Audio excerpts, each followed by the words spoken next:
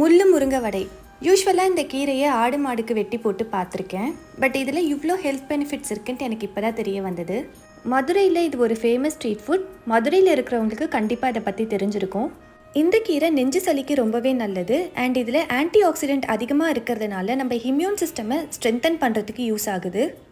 இது எப்படி செய்கிறதுன்னு பார்க்கலாமா?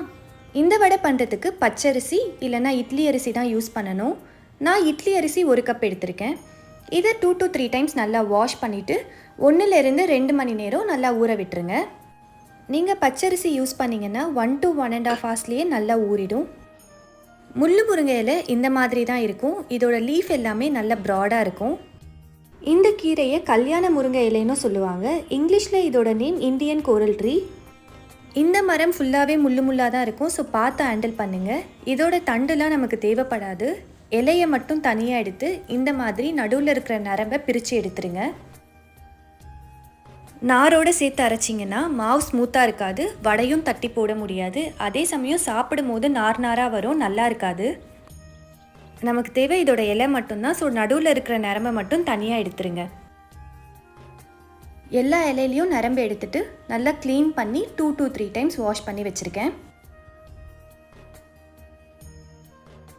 இப்போது ஊற வச்ச அரிசியை தண்ணி வடிச்சிட்டு அரிசியை மட்டும் மிக்சர் ஜாரில் சேர்த்து இது கூட க்ளீன் பண்ணி வச்சுருக்க முள்ளு முருங்கை இலை, மிளகு, சீரகம், ஓமம் எல்லாமே 1 டீஸ்பூன், 4 பல்லு பூண்டு, தேவையான அளவு உப்பு, தண்ணி கொஞ்சமாக சேர்த்து பூரி மாவு பதத்துக்கு நல்லா அரைச்சி எடுத்துக்கோங்க. அரைக்கும் போது ஜாரில் லைட்டாக சிக்கிக்கும். அதுக்கு கொஞ்சம் கொஞ்சமாக தண்ணி சேர்த்து நல்லா அரைச்சிக்கோங்க. வடை தட்டி போடுற பதத்தில் இருக்கணும். ஸோ இதில் 1 டேபிள் ஸ்பூன் அரிசி மாவு சேர்த்து நல்லா கெட்டியாக பிசைஞ்சு எடுத்துக்கிறேன். தேவைப்பட்டுச்சுன்னா எக்ஸ்ட்ராவாக அரிசி மாவு சேர்த்து நல்லா சாஃப்டாக பிசைஞ்சு எடுத்துக்கோங்க. 10 நிமிஷம் ரெஸ்ட் விட்டுருங்க. மாவு நல்லா சாஃப்ட் ஆகிடும். இப்போது இதில் ஒரு சின்ன போர்ஷன் ஆஃப் மாவு எடுத்து நல்லா உருண்டையாக உருட்டிட்டு வாழை இலை இல்லைனா மந்தார இலை எது வேணாலும் யூஸ் பண்ணிக்கோங்க. அதில் எண்ணெய் தடவிட்டு நல்ல மெல்லிசாக திரட்டி எடுத்துக்கோங்க. எந்த அளவுக்கு மெல்லிசாக திரட்டுறோமோ நமக்கு வடை நல்லா உப்பி வரும்.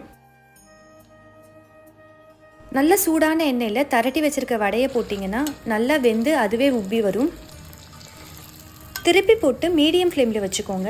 2 பக்கமும் நல்லா 2 நிமிஷம் வேக விடுங்க. இது உள்ளே நல்லா வேகணும். நல்லா வெந்ததுக்கப்புறம் எண்ணெயை வடித்து எடுத்துருங்க.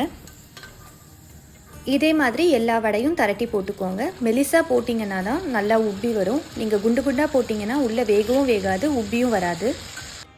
இந்த வடைக்கு இன்னொரு பேர் பைரி. இது சௌராஷ்டிரியன் டிஷ்ஷுன்னு சொல்கிறாங்க. இந்த வடைக்கு மேலே ஒரு பொடி தூவி தருவாங்க. இந்த பொடியை வெறும் பொட்டுக்கடலை, வரமிளகா வச்சும் பண்ணுறாங்க. இதை நான் 2 in 1 பண்ணிட்டேன். இதை நாங்கள் பருப்பு பொடியாகவும் யூஸ் பண்ணிப்போம். அதனால் நான் இந்த மெத்தடில் ப்ரிப்பேர் பண்ணேன். கடலைப்பருப்பு, துவரம்பருப்பு, பாசிப்பருப்பு எல்லாமே 1 கப் எடுத்து நல்லா வறுத்து எடுத்துக்கோங்க.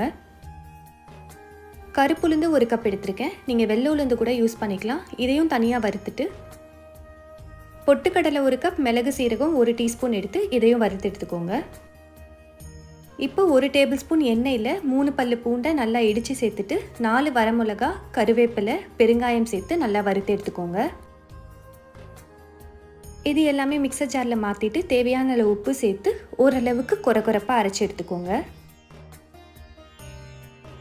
இப்போ பொரிச்சு வச்சுருக்க வடைக்கு மேலே இந்த பொடியை தூவி சாப்பிட்டு பாருங்கள். எத்தனை வடை சாப்பிட்றோன்னே தெரியாது, அவ்வளோ சூப்பராக இருக்கும். ஆக்சுவலி இது பார்க்குறதுக்கு மினி பூரி மாதிரி தான் இருக்குது. பட் இதுக்கு ஏன் வடைன்னு பேர் வந்துச்சுன்னு தெரியல. உங்களுக்கு தெரிஞ்சிச்சுன்னா கமெண்ட்டில் சொல்லுங்கள். அடுத்த ஒரு வீடியோவில் பார்க்கலாம். தேங்க்ஸ் ஃபார் வாட்சிங்.